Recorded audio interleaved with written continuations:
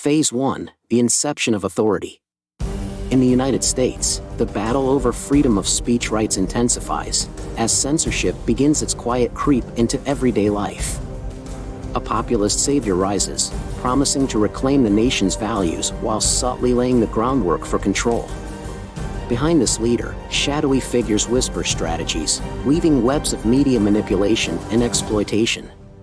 Big tech censorship becomes a weapon, with shattered screens bearing headlines of fake news scattered at their feet. A looming figure wields a megaphone, amplifying misinformation and freedom debates while silencing critical voices. In the game of power, the pieces are stacked, a chessboard where pawns of loyalty replace opposition. Democracy, once vibrant, begins to dim. When crisis strikes, fear is weaponized. Drones patrol chaotic cityscapes, their message clear: for your safety. But at what cost? First Amendment protections erode, and freedom begins to feel like a distant memory. Phase 2. The retention of power. In this new reality, government censorship policies ensure the system remains tightly controlled. Elections, once a cornerstone of democracy, are now tools of manipulation. Ballot boxes, rigged by unseen forces, betray the people's will. Above, cameras transform into all-seeing eyes, watching neighborhoods and homes, stripping away the illusion of privacy. Surveillance drones cast ominous shadows, enforcing compliance. Below, protests are muted, signs reading freedom fade into obscurity, representing the silencing of dissent. Even social media suppression takes hold, where platforms suspend accounts and flood feeds with propaganda, silencing free expression and dissenting voices.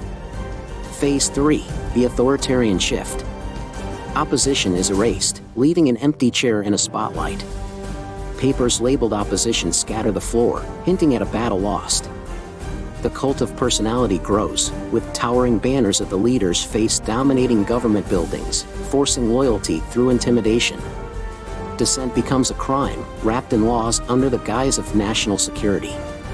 Protesters find themselves in chains, their mouths taped shut. The First Amendment erosion is no longer hidden, it's boldly displayed as a shattered microphone lies discarded, signaling the death of free speech. Even the U.S. Constitution is manipulated.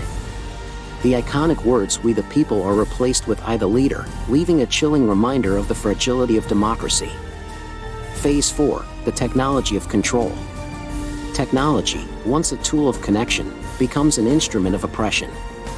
Digital platforms regulation gives rise to content moderation ethics that twist into tools of control. Online disinformation spreads like wildfire, bolstered by surveillance AI scanning dissenters in real time. Red flags mark those who dare to challenge the narrative. Drones, no longer neutral, fire tear gas into peaceful protests. Surveillance devices peer into homes, turning safety into paranoia. The cost of dissent is clear: compliance or silence. Phase 5. The consequences of apathy. The cost of apathy is etched into history. The U.S. Capitol, symbolizing democratic ideals, crumbles under the weight of division. The Statue of Liberty, bound in chains with her torch dimmed, reflects a nation losing its way. But even in darkness, hope remains. A diverse group of citizens stands united, their banner reading "Resist authoritarianism."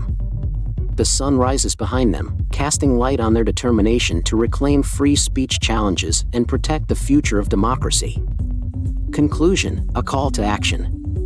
The battle against speech suppression online, social media bias, and authoritarian influence isn't someone else's fight, it's ours. Each voice matters. Each action counts.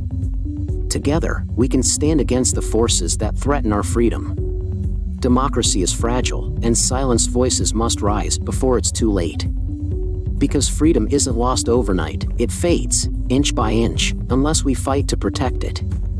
This is how it happens. Slowly, methodically, freedom is eroded.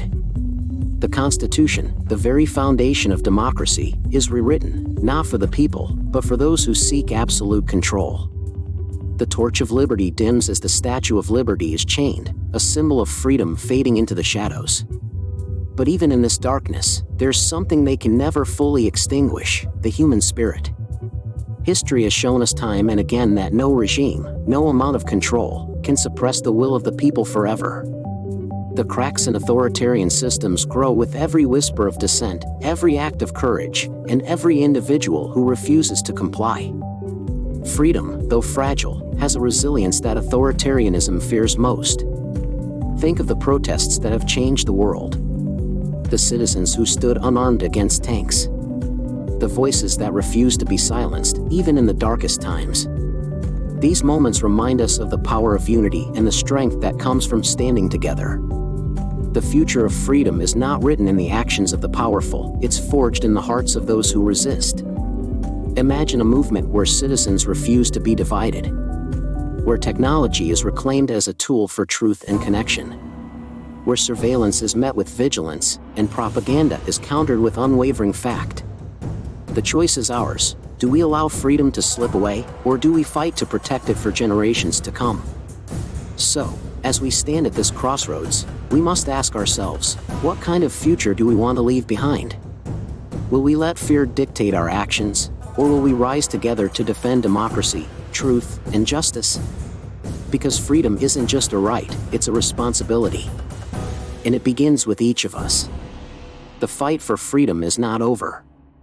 It's just begun.